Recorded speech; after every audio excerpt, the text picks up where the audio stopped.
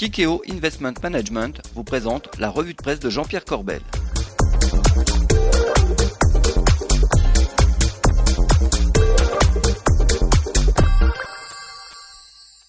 Bonjour, c'est mardi et c'est la revue de presse avec Jean-Pierre Corbel. Jean-Pierre, bonjour. Et bonjour Bogdan. N'importe quoi.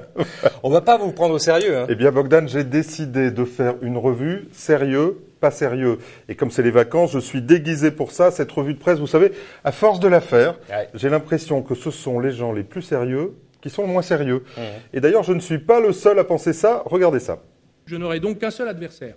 Je vais vous dire qui est mon adversaire. Il n'a pas besoin de présenter sa candidature. Il ne présentera jamais sa candidature. Il ne présente pas de programme. Il n'a pas de nom. Mais il gouverne. Et pourtant, il gouverne. Cet adversaire, le conformisme politique et intellectuel. Dis donc, Montebourg, c'est votre dada en ce moment. Et oui, en fait, c'était sa semaine, la semaine du ministre de l'économie qui a enfilé son armure de cavalier blanc, comme moi, j'enfile ma chemise hawaïenne, vous avez vu. Et en fait, il est parti en croisade contre les professions réglementées. Et comme d'habitude, il ne fait pas dans la dentelle. Notaire, greffier du tribunal de commerce, huissier de justice. Il existe en tout 37 professions réglementées et protégées auxquelles veut s'attaquer le ministre de l'économie. De nombreuses professions aujourd'hui sont en situation de monopole et captent par leur position des revenus à la population pour des services payés trop cher qui entament le pouvoir d'achat des ménages. Ah oui, effectivement, là, il s'attaque à des gens très très sérieux et ça risque pas de s'arranger. Et oui, alors effectivement, alors comme on a un peu de temps cette semaine, je me suis habillé pour faire une revue juste pour rire, eh bien, on va donner la parole au président du Conseil supérieur du notariat. Alors il a réagi immédiatement et sur la forme, c'est très sérieux, mais sur le fond, regardez ça. Si les médecins sont réglementés, c'est parce qu'on préférerait se faire opérer par un chirurgien que par un charcutier. Vous êtes en situation de monopole. Non, nous ne sommes pas en situation de monopole, ou alors toutes les professions réglementées. Est-ce que les médecins ont le monopole de la médecine ? Eh bien oui, les médecins ont bien un monopole de la médecine, me semble-t-il, Monsieur le Président. D'ailleurs, vous êtes d'accord avec ça ? Nous avons le monopole de la rédaction des actes immobiliers, comme les médecins ont le monopole de la médecine, ou les avocats le monopole de la plaidoirie. Ah, effectivement, pas facile de défendre un monopole sans se prendre les pieds dans le tapis. C'est amusant, hein. Alors, un truc encore pas sérieux, Bogdan. Regardez, le président du Conseil supérieur du notariat, vous vous souvenez de la pub Justin Conseil, le notaire rappeur. Eh bien, je ne sais pas s'ils s'en sont rendus compte, mais le président Tarade du Conseil supérieur du notariat, eh bien, c'est un quasi-sosie de Justin Conseil. Si vous ne me croyez pas, regardez-le. T'as trimé des années pour te faire un peu de blé. T'aimerais bien en faire don à tes futurs rejetons. Appelle-moi pour les droits de succession. Je sais y faire. Je suis notaire. Absolument. Je suis notaire, un métier d'enfer. Je suis notaire. Il est notaire. Je m'occupe de tes affaires. Pour que t'aies pas de galère. Non. Ouais, effectivement, ça demande un travail de recherche. Jean-Pierre, tout le week-end, il a passé son incroyable, temps à bosser. Bon, allez, on continue dans le sérieux, pas sérieux. Allez, on va être sérieux, on va aller au cœur de l'actualité avec l'Ukraine qui est dans la tourmente. Regardez cet article sur BFM TV. Le Fonds monétaire a baissé sa prévision de croissance pour le pays et il estime que l'économie se contractera. Alors non plus de 5%, mais de 6,5%. C'est énorme et ça pourrait être complètement contagieux à toute la région, Bogdan. Alors effectivement, on continue dans le pas sérieux. Eh bien, effectivement. Alors regardez, on a retrouvé quelque chose. Ça date du mois d'avril chez notre confrère de H24 Finance et c'est le responsable monde des investissements obligataires de Franklin Templeton. Ça me semble pas très sérieux. Regardez encore.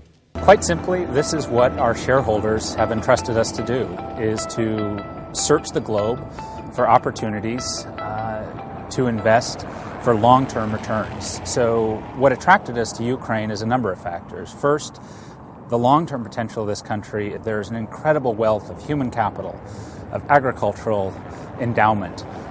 And Ukraine is strategically in a very important position vis-à-vis Europe and the East. Déjà à l'époque, je trouvais ça chelou de faire une vidéo comme ça. Oui, allez, allez, ça vaut son pesant de cacahuètes quand même. Alors, on va s'en remettre un petit coup pour le plaisir parce que c'est pas fini. Tackling not just the short-term issues, but really setting the stage for Ukraine to flourish over the next 5 to 10 years. And lastly, what attracted us was the universal consensus that it was not going to work. Effectivement, sans commentaire. Bon allez, on continue dans le pas sérieux. Ah non, allez, on va rester sérieux cette fois-ci. Et là, j'ai super sérieux, c'est la statue du commandeur dans la gestion de patrimoine, le doyen Aulagnier de l'Université de Clermont et de l'OREP, qui a produit un article cette semaine sur la clause bénéficiaire en assurance vie. Oui, mais ça c'est normal, c'est votre avis. Effectivement, mais Jean, après avoir imaginé les clauses les plus complexes, eh bien grâce à une nouveauté civile qui s'appelle le cantonnement, figurez-vous, eh bien il a sorti quelque chose de très simple, de basique. Regardez cette newsletter de l'OREP. Alors je vais le citer. Nous proposons de recourir à une clause bénéficiaire suffisamment classique pour ne pas réveiller les oppositions des services juridiques des compagnies. Alors la clause c'est quoi? C'est mon conjoint, à défaut mes héritiers. On ne peut pas faire plus simple. De la clause type la plus banale, il a simplement retiré à défaut mes enfants vivants ou représentés. Le retrait de cette partie de la clause type va ouvrir au conjoint 3 options. Accepter le capital. Jean-Pierre, c'est à l'écran, donc vous pouvez faire court si vous voulez. Accepter le capital, ou alors refuser le bénéfice et retrouver sa quote-part, mais cette fois-ci il est héritier, ou alors refuser simplement d'être héritier. Allô, Élémentaire, mon cher Bogdan.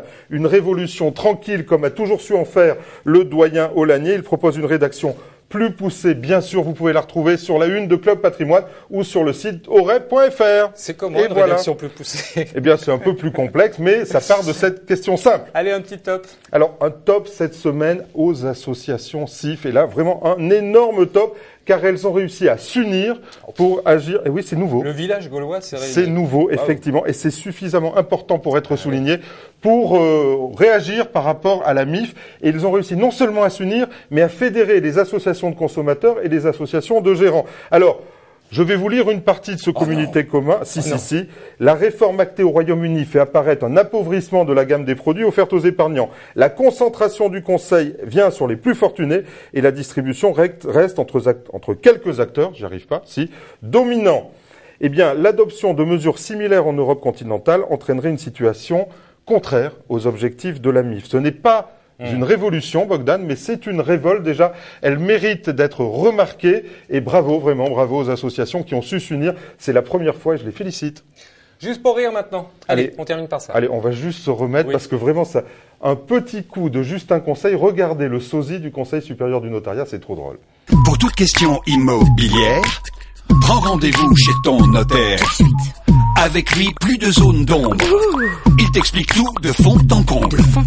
Propriétaire ou futur locataire, rien ne vaut la vie d'un notaire. De la mise en vente à la propriété, l'immobilier, c'est sa spécialité.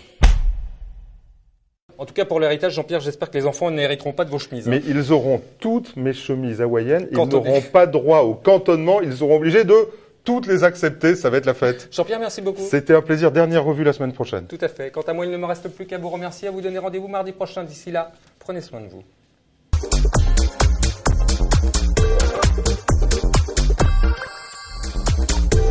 La revue de presse de Jean-Pierre Corbel vous a été présentée par Tikeo Investment Management.